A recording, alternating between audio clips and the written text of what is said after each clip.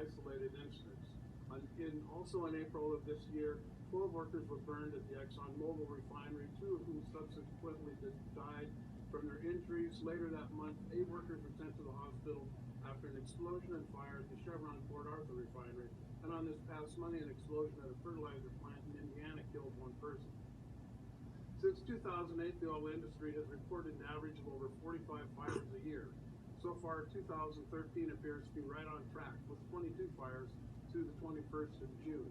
These are industry self-reported and do not include many small fires that our members bring to our attention. It also does not include oil rigs, pipelines, and storage terminal fires, and does not include chemical plants. These sometimes deadly and potential catastrophic events take place all too often in this industry. The first response from industry after a tragedy is that the safety of their employees is their top priority. The widowed wives and husbands, children left without a father or mother may feel differently. More must be done to prevent these types of incidents from occurring in the first place. The regulatory process relies on much self-reporting, which in essence allows the industry to self-regulate. As seen in the November 2012 EPA risk management inspection at the ExxonMobil facility in Baton Rouge, the company had never done a compliance audit for risk management planning, although it's required to be done every 3 years. In order to assess the compliance, the EPA reviewed the PSM audits, which they had conducted since they were similar. The EPA evaluation found that not only were required elements missing altogether, but even where an element was addressed, the company did not follow the appropriate technical procedures and practices. One of the problems with the process safety management standard, which governs the health and safety of facilities using a specified volume of highly hazardous chemicals, is that it is performance-based.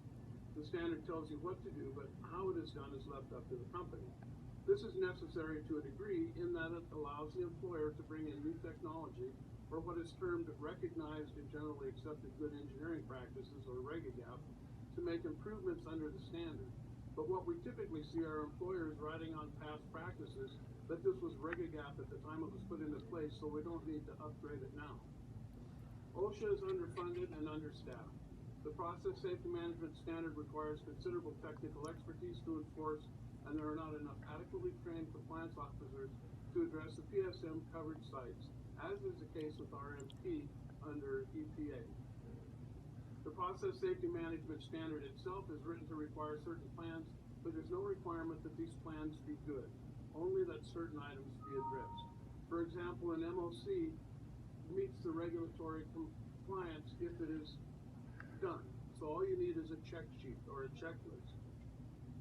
We also hear that workers have stop work authority, that if they identify an unsafe condition, they can stop the work until it's deemed safe to continue.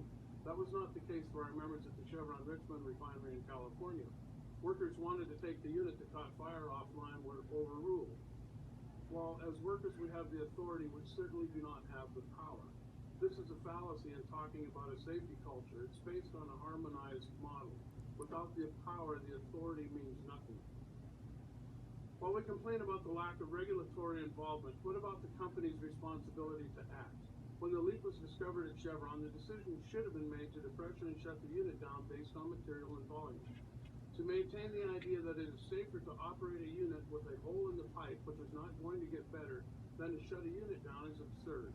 If that is the case, you need to take a serious look at your operating procedures and parameters. Calling this type of operation risk-based management is not managing the risk at all. It is just taking a risk. Thank you again for the opportunity to raise some fears workers have about the state of process safety in the petrochemical industry. Thank you. It was very well said. I'm going to ask Senator Vitter to lead off with the questions, and I'll follow, and we'll finish in time to vote. Thank you all. Thank you all again for your work and your testimony. Mr. Weber, based on the recent Ascension Parish incidents,